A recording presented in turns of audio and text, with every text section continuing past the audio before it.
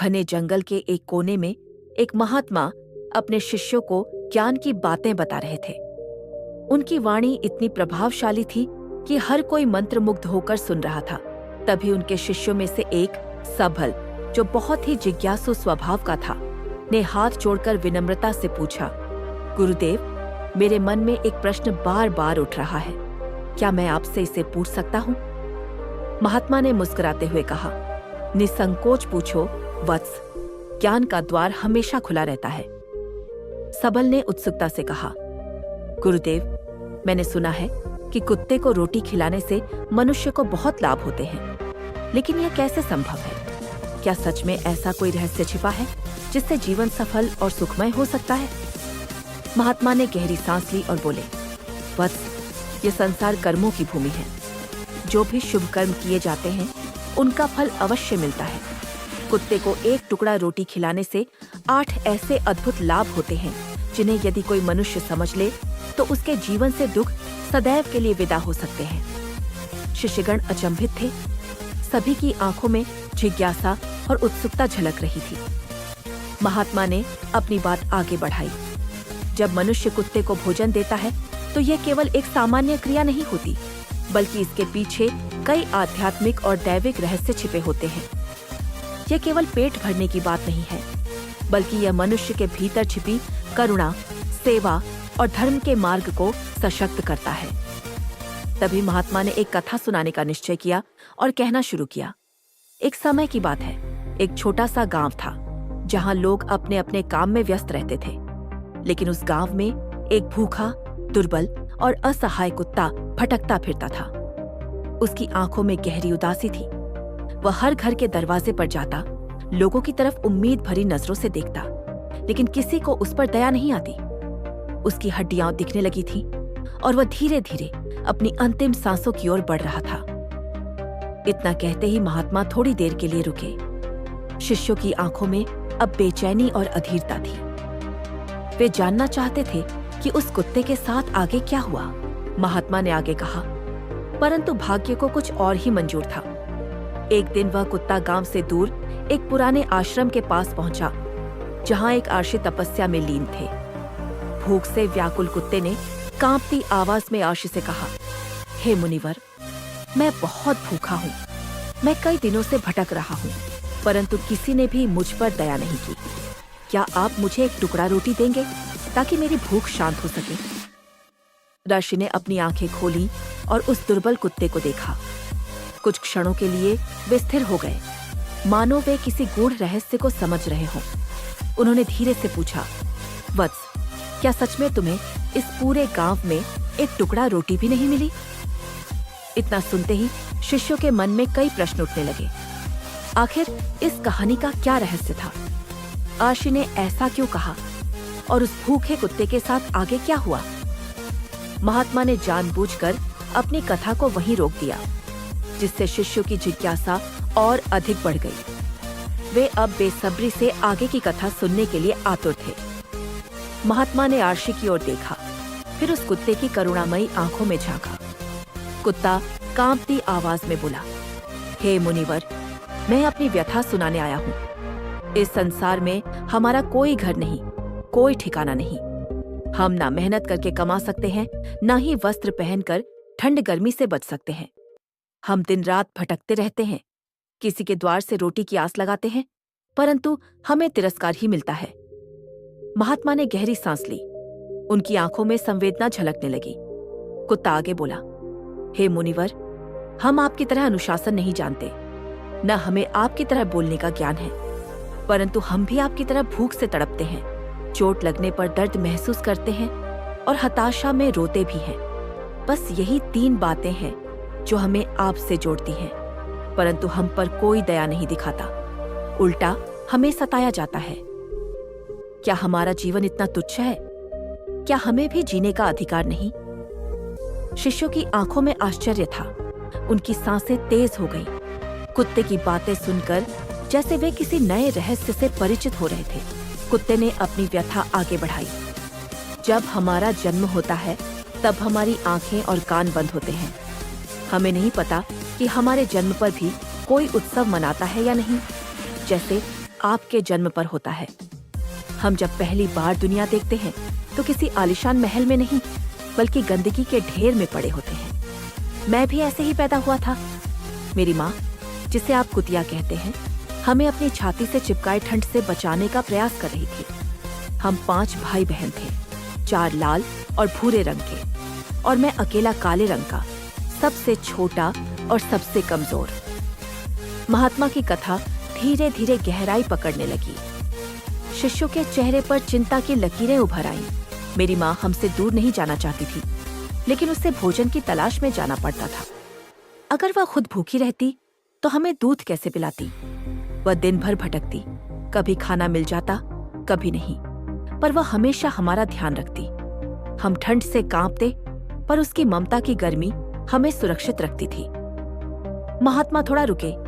उन्होंने देखा कि शिष्य अब इस कथा के और भी गहरे रहस्यों को जानने के लिए उत्सुक थे। आखिर इस कहानी का अंत क्या था? आर्षि इस भूखे कुत्ते से क्या कहने वाले थे? और क्या यह कुत्ता कभी दयालुता का अनुभव कर पाएगा? महात्मा ने शिष्यों की जिज्ञासा को देखते हुए कथा को आगे बढ़ाया। कुत्ता भारी मन से कहने लगा, हे मुनिवर, हमारी माँ को रात भर जागकर गांव की रक्षा करनी पड़ती थी। किसी की हिम्मत नहीं थी कि कोई अनजान व्यक्ति बुरी नीयत से गांव की ओर झांक भी सके। यहाँ तक कि दूसरे गांव के कुत्ते भी उसकी दहाड़ सुनकर गांव में घुसने की हिम्मत नहीं करते थे। खेतों में कोई जानवर खड़ी फसल खाने की कोशिश करता तो वह तुरंत दौड़कर उसे भगा देती, लेकिन इसके बावजूद कोई भी उसे भोजन नहीं देता था। उसे हर दिन भूख मिटाने के लिए इधर उधर भटकना पड़ता था। जब कुछ नहीं मिलता तो मजबूर होकर उसे छीना झपट्टी करनी पड़ती, परंतु लोग उसे पकड़कर लाठियों से पीटते और दूर भगा देते।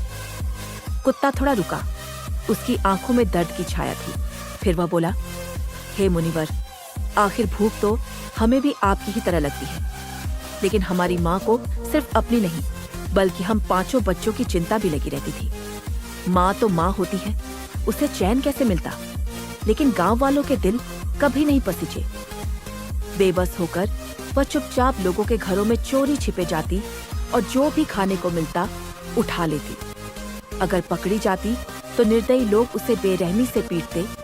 कभी कभी तो उसे घर के अंदर बंद करके इतना मारते कि वह कई दिनों तक चल भी नहीं पाती थी। आखिर उसने किसी का क्या बिगाड़ा था? उसने तो सिर्फ अपने और अपने बच्चों के भूख मिटाने के लिए भोजन चुराया था। चोरी करने का हमें कोई शौक नहीं था, पर पापी पेट हमें मजबूर कर देता था। शिष्यगण अवाक थे। उनके मन में करुणा और अपराध बोध का मिश्रण उमड़ रहा था। कुत्ता आगे बोला, एक दिन बड़ी जोरदार बारिश हुई। ठंडी हवाएं चल रही थीं, ओले गिर रहे थे। ठंड की मार सहन न कर पाने के कारण मेरे 3 भाई मर गए। माँ पूरी रात बिलखती रही, परंतु किसी मनुष्य का हृदय नहीं पसीजा, क्योंकि उनके बच्चे थोड़े ही मरे थे। उस दिन हमने जाना कि हमारी पीड़ा कोई नहीं समझता। अब हम सिर्फ 2 भाई बचे थे। माँ अब हमें पहले से भी ज्यादा संभालने लगी। महात्मा ने एक गहरी सांस ली और बोले, तुम्हारी कथा अत्यंत मार्मिक है। और फिर क्या हुआ? कुत्ता क्षण भर को चुप रहा, मानो किसी दर्दनाक याद को समेट रहा हो। फिर उसने कहना शुरू किया, एक दिन गांव के ठाकुर साहब के घर दावत थी। वहां तरह तरह की मिठाइयां बन रही थी। चारों ओर खाने की खुशबू फैली थी। हमारी माँ भूख से व्याकुल थी, लेकिन जैसे ही वह कुछ मांगने ठाकुर साहब के दरवाजे के पास गई, उसे भगा दिया गया। वह फिर लौटी, फिर से दुत्कारी गई, लेकिन माँ थी, उसे उम्मीद थी कि कोई तो दया करेगा। कथा यहाँ पर और भी गहरी होती जा रही थी। शिष्यगण जानने के लिए उत्सुक थे कि आगे क्या हुआ। गांव के ठाकुर साहब के आंगन में शानदार दावत चल रही थी। तरह तरह के पकवानों की सुगंध पूरे वातावरण में फैली हुई थी। हर कोई स्वादिष्ट भोजन का आनंद ले रहा था। तभी एक कोने में खड़ी मेरी माँ ने अपनी सूखी हुई जीभ से होठों को तर किया। भूख उसकी आंखों में साफ झलक रही थी। वह धीमे धीमे दावत के पास पहुंची, पूंछ हिलाने लगी, शायद कोई उस पर दया करे और एक टुकड़ा डाल दे, लेकिन किसी ने उसकी ओर ध्यान नहीं दिया। तभी जब खाना परोसने वाला व्यक्ति अंदर गया तो मेरी माँ ने मौका देखते ही दबे पांव एक रोटी उठाने की कोशिश की, लेकिन तभी किसी की नजर उस पर पड़ गई। कुतिया चोरी कर रही है। एक आदमी चिल्लाया।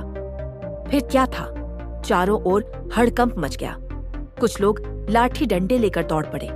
माँ घबरा कर भागी, पर चारों तरफ से घेर लिए जाने के कारण वह उलझन में पड़ गई।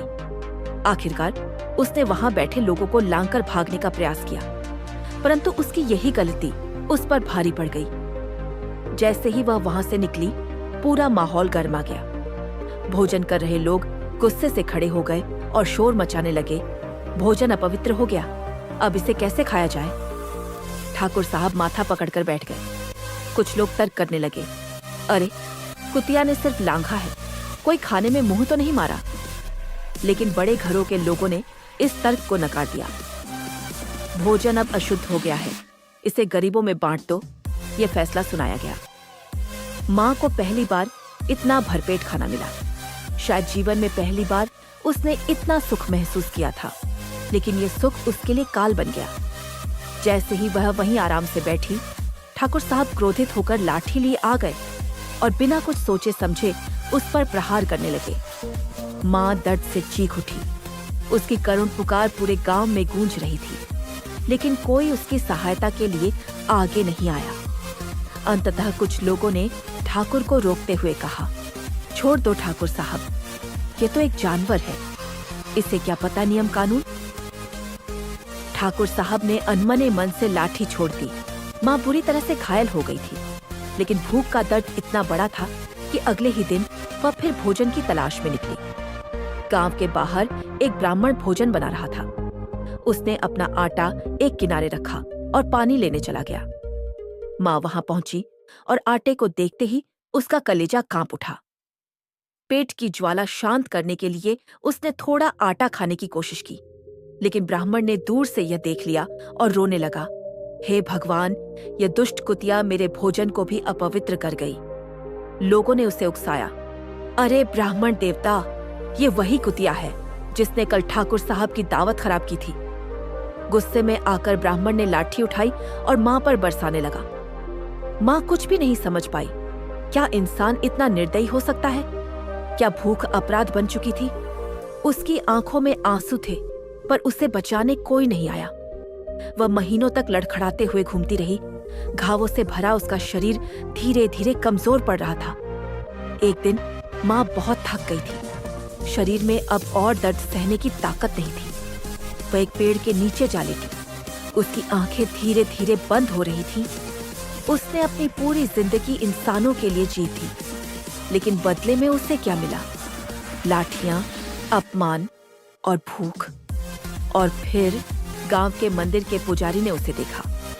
वह धीरे धीरे उसके पास आए और अपनी झोली से एक रोटी निकालकर उसके सामने रख दी। ये पहली बार था जब किसी ने उसे बिना डर, बिना घृणा के रोटी दी थी। वह कांपते हुए उठी, धीरे धीरे रोटी को अपने दांतों से पकड़ा और खाने लगी। पुजारी ने प्यार से उसके सिर पर हाथ फेरा और कहा, ईश्वर के सभी प्राणी एक समान हैं। जो इन्हें प्रेम करता है, उस पर भगवान की कृपा बनी रहती है। उस दिन पहली बार माँ को महसूस हुआ कि दुनिया में अब भी कुछ अच्छे इंसान हैं। इंसान सिर्फ दर्द देने के लिए नहीं बना, वह सहारा देने के लिए भी बना है। लेकिन यह एहसास बहुत देर से हुआ था, बहुत देर से